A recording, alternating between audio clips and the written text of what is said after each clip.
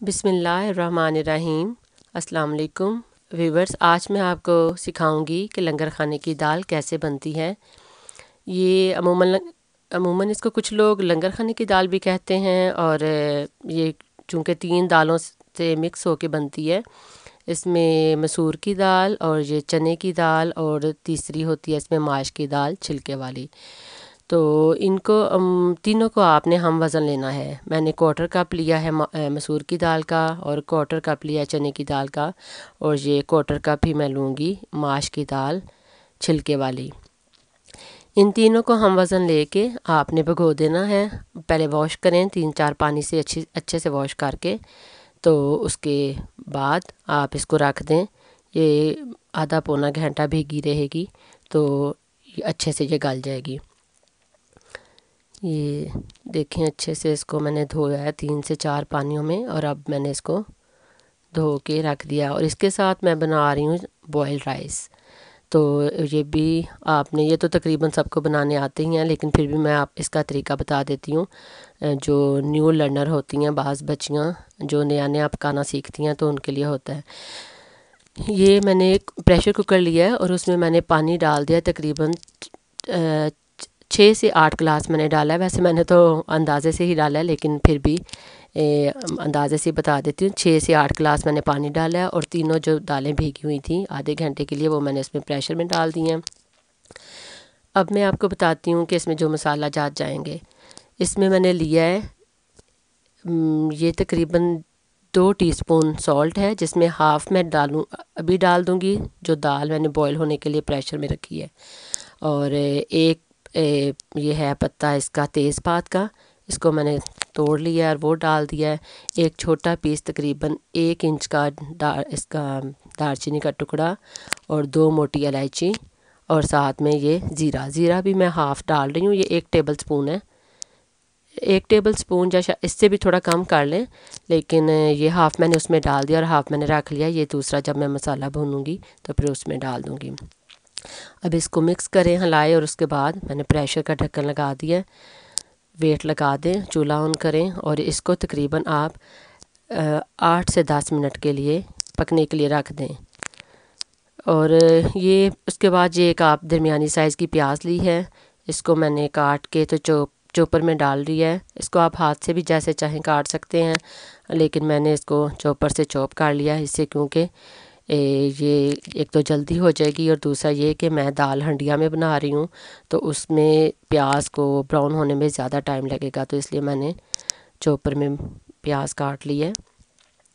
अब ये देखें, ये बस इतनी ही करनी है, बहुत ज़्यादा इसको बारीक या महीन करने की ज़रूरत नहीं है। तो अब आप इसमें डालें हंडिया में।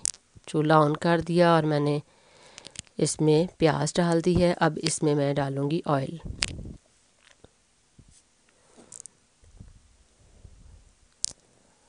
ऑयल ये मैं डोई के साथ ही डाल रही हूँ और ये तकरीबन 2 जो है ये मेरे पास स्पून डोई, इसके साथ मैंने ये डाली है। ये बहुत डीप नहीं है, ये बहुत कम इसमें डाला है मैंने, लेकिन इसलिए मैंने कम डाला है कि मैं इसमें थोड़ा सा देसी घी भी डालूँगी, क्योंकि ये बेनिफिशियल है, हेल्थ के लिए अच्छा है। लेकिन जिन लोगों को कोलेस्ट्रॉल की प्रॉब्लम है या ऐसा कोई भी मसला है तो वो बेशक ना डालें, ये ऑप्शनल है।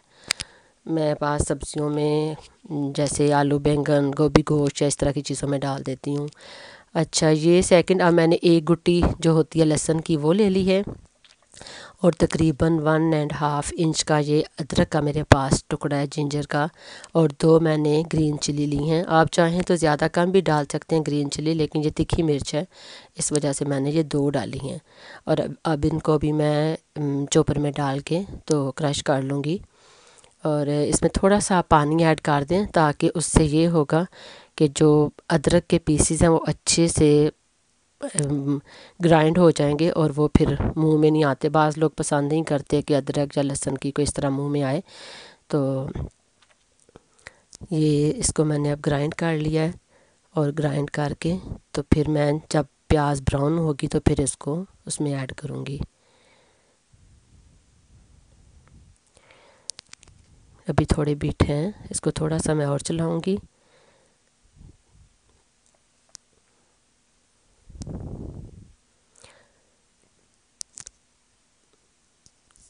चलें, अब ये लहसुन, अदरक और सब्ज़ मिर्च ये ग्राइंड हो गई है। और अब इसको मैं उसमें जो प्याज है उसको देखते हैं, वो ब्राउन अभी इसको टाइम लगेगा, क्योंकि ये मैं हंडिया में बना रही हूँ दाल। तो आपको पता है कि हंडिया का जो परत होता है नीचे से वो थिक होता है, तो वो देगची में तो जल्दी से प्याज ब्राउन हो जाती है। ये मैंने देसी घी डाला है 2 चम्मच, ये टेबल स्पून से भी छोटी है स्पून, तो ये मैंने 2 स्पून इसमें देसी घी के डाले हैं। अब ये थोड़ी ब्राउन होगी प्याज, बहुत ज़्यादा भी ब्राउन करने की इसको ज़रूरत नहीं है। ये अब जितना बस अब इसका कलर आ गया, अब आप इसमें वो जो क्रश किया हुआ लहसुन, अदरक और सब्ज़ मिर्च की पेस्ट है वो डाल दें।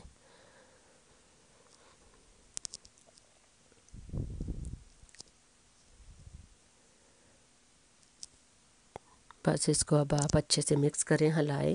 और लहसुन और अदरक को भी भुनने में थोड़ा टाइम लगेगा, ताकि वो अच्छे से भुन जाए और उसकी लहसुन और अदरक की जो स्मेल होती है वो ख़त्म हो जाए।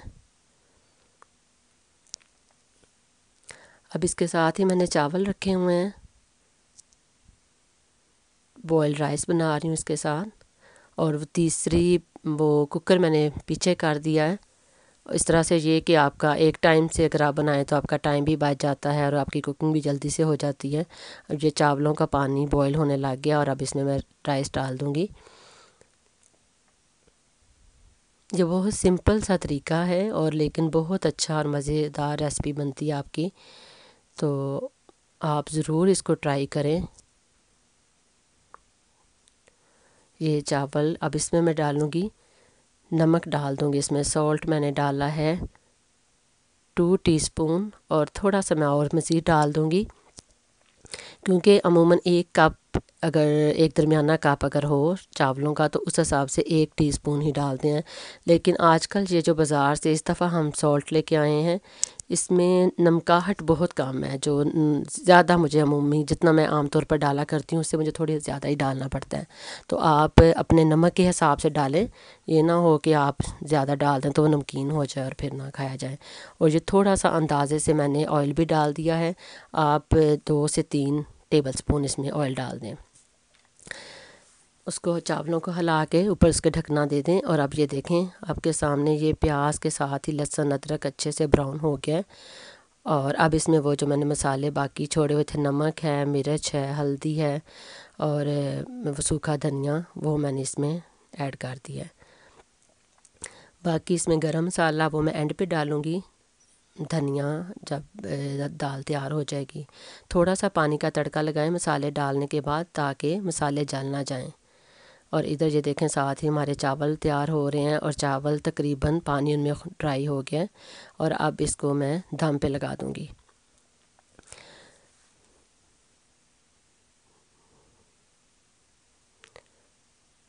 ये देखें ये दाल का मसाला तकरीबन तैयार है। और अब मैं देखती हूँ प्रेशर को खोल के, उसको मैंने तकरीबन 8 मिनट के लिए रखा है। जब उसकी सीटी चल पड़ी थी उसका प्रेशर के बाद, ये देखें ये बिल्कुल दाल अच्छे से गल गई है और ये आपस में इतनी अच्छी यकजान हो के मिक्स हो जाती है कि इसको घोटने की कोई ज़रूरत नहीं है, इसमें ब्लेंडर चलाने की कोई ज़रूरत नहीं है।